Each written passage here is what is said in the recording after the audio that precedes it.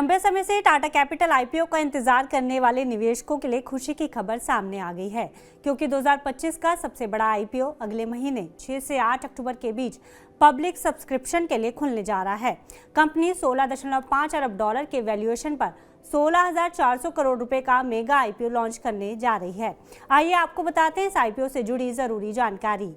देश के सबसे बड़े औद्योगिक घरानों में शामिल टाटा समूह की एनबीएफसी टाटा कैपिटल का आईपीओ अगले महीने खुलने जा रहा है।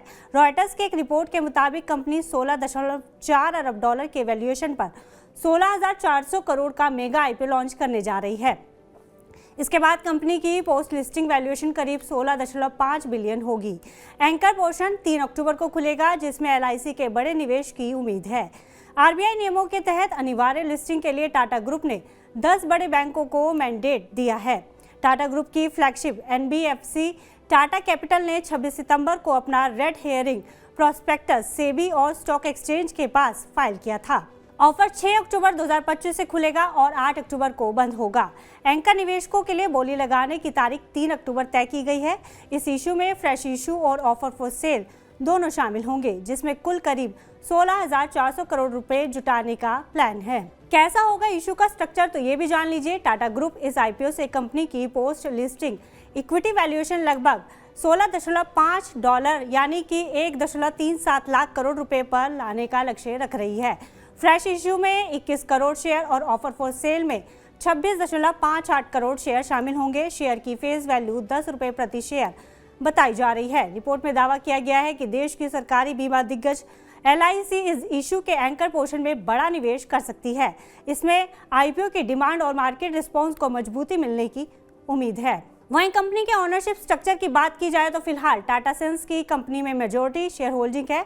वहीं बाहरी निवेशकों में आईएफसी और ग्रुप की अन्य कंपनियां जैसे TMF holdings, Tata investment corporation, Tata motors, Tata chemicals, Tata powers भी हिस्सेदारी रखती है। आखिर कंपनी को क्यों करनी पड़ रही है लिस्टिंग, इसके बारे में भी जान लीजिए। दरअसल आरबीआई ने अपर लेयर एनबीएफसी के लिए सितंबर 2025 तक अनिवार्य लिस्टिंग का नियम बनाया है। इसी नियम के चलते टाटा कैपिटल को लिस्टिंग करनी पड़ रही है।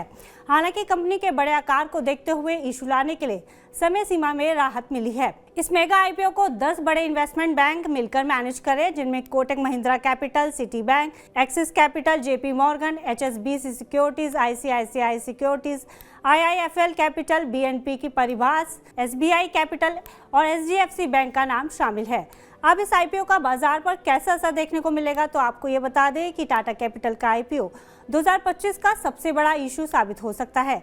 मजबूत ब्रांड, विविध फाइनेंशियल सर्विस पोर्टफोलियो और एनबीएफसी सेक्टर में ग्रोथ के कारण एनालिस्ट का मानना है कि ये लिस्टिंग निवेशकों के लिए एक आकर्षक साबित होगी। फिलहाल कंपनी की फाइनेंशियल पोजीशन की बात की जाए तो टाटा कैपिटल लिमिटेड ने फाइनेंशियल ईयर 2025 में मजबूत रेवेन्यू ग्रोथ और स्टेबल प्रॉफिटेबिलिटी रिपोर्ट की है। कंपनी के एसेट्स और बोरोइंग्स में बड़ा इजाफा हुआ है, जिससे इसका क्रेडिट ग्रोथ मॉडल साफ दिखाई देता है। आईपीओ निवेशकों के लिए संकेत है कि कंपनी की कमाई क्षमता बढ़ रही है, लेकिन लिवरेज पर भी निर्भरता अधिक है। रेवेन्यू की बात की जाए तो फाइनेंशियल ईयर 2025 में कंपनी का रेवेन्यू 28,369 करोड़ रहा है, जो फाइनेंशियल ईयर 2024 के 18,198 करोड़ से 56% की ग्रोथ ज्यादा दर्शाता है।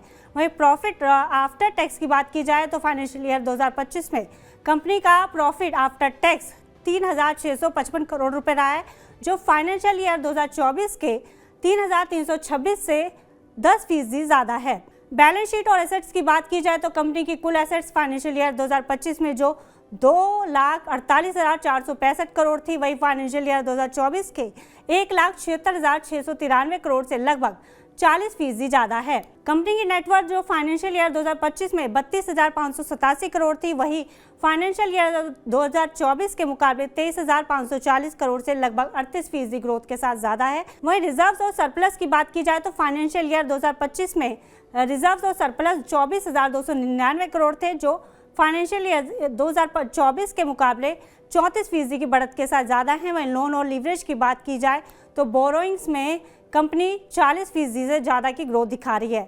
तो ऐसे में लंबे समय से बाजार में सुस्ती झेल रहे निवेशकों को इस आईपीओ से काफ़ी ज़्यादा उम्मीदें हैं। अब तो ये वक्त ही बताएगा कि इस आईपीओ में किसकी चांदी होती है। फिलहाल इस खबर में इतना ही। आप बिजनेस से जुड़ी अन्य खबरों के लिए देखते रहिए मनी 9।